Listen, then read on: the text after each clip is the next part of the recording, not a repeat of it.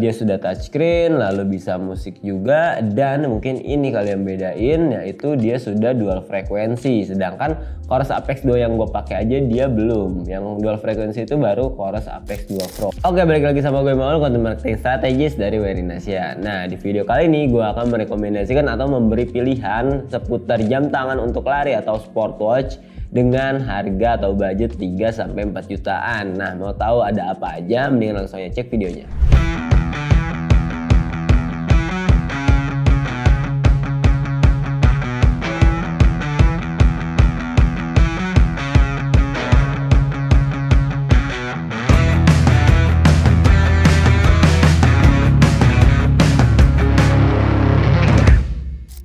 Nah, jadi di video ini akan ada 4 jam tangan dengan harga 3-4 jutaan yang akan gue bahas, mulai dari desainnya, terus sensornya ada apa aja, activity profile juga ada apa aja, dan kira-kira poin plus dari masing-masing jam tangan ini ada apa aja sih. Nah, mending langsung aja cek videonya.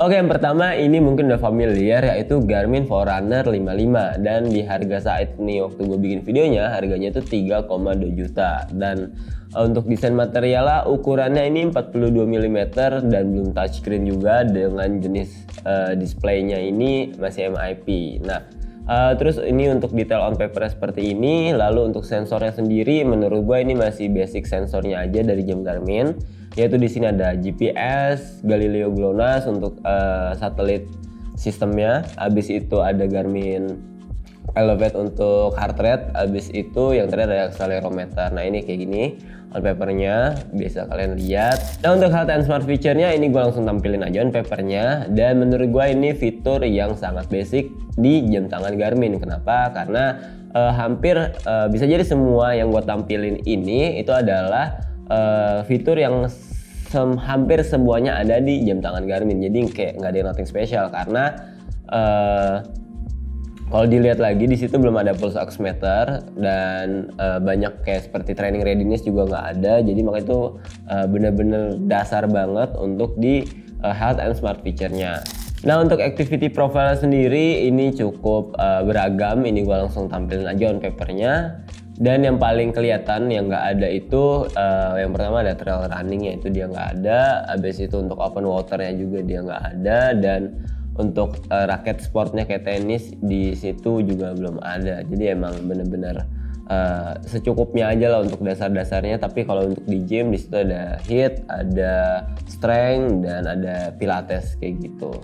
Nah, selanjutnya di sini gue mau bahas running feature-nya. Nih gue langsung tampilin aja on papernya. Dan karena ini seri Forerunner alias untuk pelari, makanya di sini fitur larinya cukup banyak ya dibanding seri-seri yang non Forerunner kayak gitu. Dan contohnya itu ada di PACE Pro, Pacing Pro Strategy. Jadi kalau misalkan kalian mau lari dengan target sekian, kalian bisa atur strateginya di PACE Pro ini. Jadi nanti kalian bisa bikin negatif split atau positif split, atau emang mendatar aja gitu. Jadi pace-nya bener-bener stabil dari awal sampai akhir.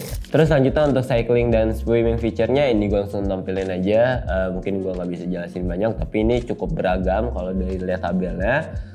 Dan selanjutnya kira-kira apa sih poin plus dari Garmin Forerunner 55? Dan menurut gua karena ini adalah jam yang seri entry level di Garmin, ini bisa jadi pilihan kalian ketika kalian pengen punya jam tangan lari tapi langsung dari Garmin gitu. Jadi emang ini jam Garmin yang paling basic, yang ketika kalian males ngulik untuk jam-jam di brand lain dengan harga 3 jutaan, nah ini bisa jadi pilihan kalian kalau emang kalian udah percaya banget sama brand Garmin, terus bingung pilih Garmin yang mana dengan budget yang terbatas seperti yang 3,2 juta ini, ya kalian bisa langsung pilih si Garmin Forerunner 55. Oke, selanjutnya ini ada Garmin Venue SQ2 dengan harga waktu gue bikin di video ini 3,4 juta. Nah, yang ngebedain dari seri Forerunner 55 adalah desainnya juga di sini bentuknya kotak, dan karena ini seri Venue makanya lebih ke health and wellness sih menurut gua dibanding ke untuk olahraga lari ya, walaupun nanti gua kasih lihat juga running feature-nya kayak gimana. Nah, yang mungkin dari kayak biasa, yang pertama gua mau bahas desain dan materialnya, dan ini dia on papernya seperti ini. Dia ukurannya 40 mm dikali sekian karena ini bentuknya kotak ya. Habis itu untuk touchscreen-nya layar juga udah layar sentuh atau touchscreen. Habis itu dia juga udah AMOLED, jadi makanya layarnya lebih terang, ditambah dia juga always on display. Dan untuk lens materialnya dia Corning Gorilla Glass 3. Jadi kalau ngelihat jam tangan, misalkan kalian pengen jam tangan Garmin yang nggak terlalu kelihatan sporty, ini bisa jadi pilihan kalian untuk memilih Venue SQ2. Nah, terus selanjutnya gue mau bahas sensornya. Untuk sensornya sendiri tadi ada tambahan dari yang si Garmin Forerunner 55 itu kan tadi ada Galileo, ada GPS, ada GLONASS, ditambah ada Garmin Elevate untuk heart rate monitor, terus ada accelerometer. Nah, tambahannya di seri Garmin Venue SQ2 ini ada pulse oximeter yang bisa ngukur saturasi oksigen kita. Nah, selanjutnya untuk health and smart feature-nya ini gue tampilin on paper seperti ini. Dan yang nambahin dari si Forerunner 55 tadi, ini ada pulse oximeter dan ada yang namanya health snapshot. Nah, health snapshot ini fungsinya apa? Jadi kayak ringkasan data kesehatan kita berdasarkan pengukuran singkat dari si jam tangan si Venue SQ2 ini. Jadi biasanya hasilnya tuh ada respiration, habis itu ada pulse oximeternya gimana dan heart rate-nya juga berapa, kayak gitu. Nah, selanjutnya ini gue mau kasih lihat activity profile yang ada di Garmin Venue SQ2 seperti ini.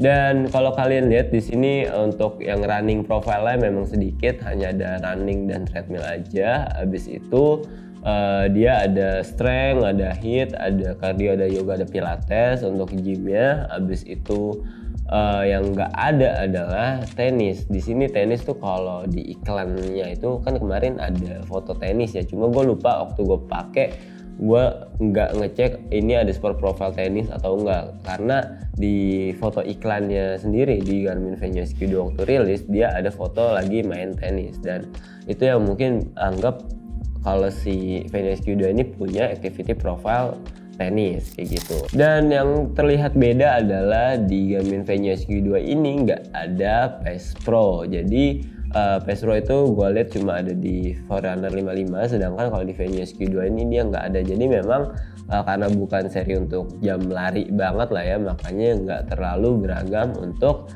si running feature-nya sendiri.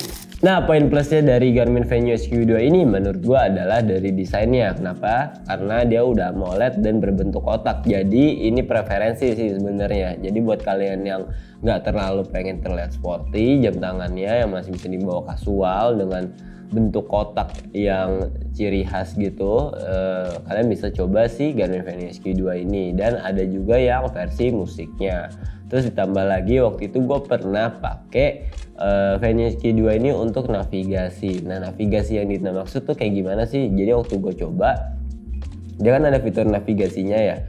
Jadi gue waktu itu menuju si save location yang ada di jam Garmin Venue SQ2 ini. Jadi nanti dia tampilannya bukan kayak yang breadcrumb yang garis gitu, tapi lebih ke tanda panahnya aja. Memang nggak terlalu spesifik sih. Jadi itu fitur navigasi yang bisa dikasih lihat dari Garmin Venue SQ2. Oke, selanjutnya mungkin ini yang sering dibanding-bandingin dengan Garmin Forerunner 55, yaitu Coros Pace 2. Nah, untuk saat ini harganya dia di 3,350 alias Rp3.350.000. Nah, apa aja sih yang ditawarin dari si Coros Pace 3 ini? Yang pertama, kalau gue ngomongin desain dan material ya, desainnya ini dia ukurannya 42 mm. Ini gue langsung tampil aja on papernya, tapi dia juga belum touchscreen dan masih MIP. Nah, selanjutnya untuk di bagian sensor ini lebih banyak dibanding si Garmin Forerunner 55. Ini gue langsung tampilin aja on papernya. Yang ngebedain di bagian satelit sistemnya itu dia nambah lagi si Beidou sama QZSS. Jadi satelit itu ada 5. Kalau yang di Garmin Forerunner 55 kan tadi cuma ada 3 doang ya, tapi ini ada 5. Selanjutnya tadi ada juga gyroscope, tadi accelerometer ada di Garmin juga, tapi di sini ada barometric altimeter. Nah, fungsinya buat apa? Mungkin mikirnya itu buat trail, tapi belum. Gua nggak tahu apakah si Coros Pace itu bakal ada trail apa enggak. Cuma barometriknya ini dan altimeternya ini berfungsi untuk mengukur ketinggian dan tekanan udara. Makanya ada barometrik altimeter walaupun belum ada si sport profile dari trail running itu sendiri. Nah, selanjutnya untuk smart and health feature-nya, kalau tadi sebelumnya itu gua ngambil dari website Garmin, ini karena ada brand lain yaitu Coros, gue mungkin akan menggabungkan si health, smart and training feature-nya. Nah, ini langsung gue tampilkan aja paper seperti ini. Jadi di Coros itu ada training plan juga. Sebenarnya si Garmin juga ada Garmin Coach, lalu ada yang namanya kalau di Coros ini running fitness, habis itu ada juga Coros Evolab-nya. Coros ini punya data yang bisa kalian olah yaitu di Coros Training Hub yang bisa kalian lihat data-data selama kalian beraktivitas. Nanti bisa kalian lihat lagi detailnya seperti apa, dan mungkin selanjutnya gue juga mau coba bahas si Coros Training Hub ini dengan melihat data-data dari activity yang pernah gue lakuin sebelumnya. Terus selanjutnya mungkin smart feature yang nggak ada di Garmin. Ini gue bukannya kayak produk battle, tapi lebih ngeinformasiin aja kalau di Coros ini dia bisa kontrol action cam seperti Insta360 ataupun GoPro. Nah, selanjutnya di sini gue mau ngasih lihat sport profile apa aja yang ada di Coros Pace 2. Ini dia. Nah, yang paling kelihatan bedanya dari Garmin yang Forerunner 55 ataupun Venue SQ2 yaitu di sini ada yang namanya open water alias renang di perairan terbuka seperti danau ataupun laut, dan ada multisport untuk triathlon kayak gitu. Nah, selanjutnya poin plus dari Coros Pace 2 ini menurut gue pribadi yaitu dari sport profile-nya. Nah, sport profile-nya ini ada open water alias kita bisa berenang di perairan terbuka seperti laut dan danau. Lalu sudah ada multisport seperti triathlon. Jadi kita bisa triathlon menggunakan Coros Pace 2 ini. Lalu ada juga fitur navigasi yang sebenarnya ini fitur tambahan, bukan dari Coros Pace 2 waktu pertama kali rilis. Nah, bentuk navigasinya sendiri dia kayak breadcrumb, yaitu garis yang ngebantu. Kalau di road gak terlalu kepake, tapi kalau misalkan kalian lagi di pegunungan atau bukit lagi trail itu cukup membantu menurut gua. Terus ditambah juga dia ada back to start dan checkpointnya. Terus ditambah lagi untuk Coros Pace 2 sendiri dia lebih variatif dalam satelit GPS-nya. Tadi kan ada, kalau di Garmin cuma 3 GPS Galileo GLONASS, kalau di Coros Pace 2 ini nambah dari Beidou dan QZSS. Oke, selanjutnya ini adalah jam terakhir yaitu Coros Pace 3 di harga Rp4.350.000. Ini bedanya 1 juta dari Coros Pace 2. Nah, untuk dari desainnya sendiri dia ukurannya sama 42 mm juga, dan dengan pilihan silikon dan nilon seperti Pace 2 juga ada. Dan yang ngebedain adalah Coros Pace 3 ini dia udah touchscreen seperti ini, detail desain dan materialnya. Oke, selanjutnya untuk sensornya sendiri dari Coros Pace 3 ini gue langsung aja tampilin on papernya karena banyak banget. Dan kalau ngomongin tadi health and smart feature-nya, kita gabungin sekalian sama training feature-nya. Seperti ini tampilannya. Dan yang ngebedain yaitu si Coros Pace 3 ini dia sudah bisa musik, jadi musik offline. Dan bedanya dengan Garmin yang menggunakan Spotify untuk mendownload lagu, kalau si Coros Pace 3 ini menggunakan MP3. Jadi lagu atau file MP3 kalian bisa dimasukin ke dalam jam tangan si Coros ini, lalu nanti kalian bisa mendengarkan via headphone Bluetooth. Oke, selanjutnya untuk activity profile ada apa aja, ini gue langsung aja tampilin. Nah, ini cukup beragam karena ditambah juga ada winter sportnya. Oke, selanjutnya untuk poin plus dari Coros Pace 3, selain ada poin plus yang dari Pace 2, ini gue tambahin lagi yaitu dia sudah touchscreen, lalu bisa musik juga, dan mungkin ini kalian bedain yaitu dia sudah dual frekuensi. Sedangkan Coros Apex 2 yang gue pakai aja dia belum. Yang dual frekuensi itu baru Coros Apex 2 Pro. Nah, jadi itu bisa lebih memaksimalkan dalam penangkapan sinyal GPS-nya. Oke, jadi gimana sih kesimpulannya berdasarkan pendapat gue dari 4 jam tangan ini? Nah, yang pertama mungkin dari Garmin Forerunner 55. Jadi Garmin Forerunner 55 saat ini adalah jam tangan Garmin paling basic, yaitu dengan harga 3,2 juta rupiah tadi. Dan Secara fitur memang ya namanya Forerunner emang buat lari, tapi memang tidak se-powerful seri-seri atasnya. Kenapa ya? Karena memang masuknya ke entry level. Nah, jadi Garmin Forerunner 55 ini kira-kira untuk siapa sih? Nah, menurut gua kan juga sebelum nge-review ini dulu belum tahu banyak, dan mungkin baru tahu tuh jam tangan lari yaitu Garmin aja. Jam tangan lari ya Garmin, gua nggak tahu brand lain. Nah, ini bisa jadi pilihan kalian untuk yang kayak mau main aman aja, kayak oh ini udah ini jam Garmin, kalau kalian malas ngulik ya udahlah beli si Garmin Forerunner 55 aja. Nah, itu menurut gua kayak gitu. Oke, selanjutnya untuk Garmin Venue HQ2, menurut gua ini buat kalian yang lebih pengen kasual, nggak terlalu terlihat sporty. Makanya si Venue HQ2 ini cocok untuk kalian dengan desain yang kotak dan layar yang sudah AMOLED. Nah, ditambah lagi menurut gua ini ada fitur navigasi pada Garmin Venue HQ2 yang mungkin nggak semua orang pernah coba. Nah, waktu gue coba itu, gue arahinnya ke save location, nanti dia tuh kayak ngasih arahan berbentuk panah. Makanya mungkin ada fitur kompasnya juga kali dari si Venue HQ2 ini. Tapi bukan yang kayak bener-bener ngarahin kayak breadcrumb gitu, bukan yang kayak berbentuk garis, tapi dia lebih ke arah panah, tanda panah aja kayak gitu. Oke, selanjutnya untuk Coros Pace 2, menurut gua buat kalian yang budgetnya terbatas dari 3 jutaan aja, kalau kalian mau fokus lari, menurut gua Coros Pace 2 udah cukup banget. Kenapa? Karena kalian bisa memaksimalkan fitur-fitur yang ada di Coros Pace 2 ini sendiri, dan ditambah juga activity profile yang lebih beragam, ada open water, bahkan sampai triathlon atau multisport. Nah, terus ditambah lagi kalian bisa menggunakan fitur Coros Training Hub untuk melihat training program atau training plan dan data-data yang ditampilkan dari jam tangan Coros Pace 2 kalian. Habis itu ada tambahan fitur navigasi juga yang ngebantu kalian untuk ketika kalian berlari atau lagi trekking di pegunungan, yang biar kalian nggak salah rute, kalian bisa coba pakai fitur navigasi itu sendiri, dan ada fitur back to start, lalu ada fitur checkpoint atau menandakan titik-titik tertentu yang menurut kalian itu penting.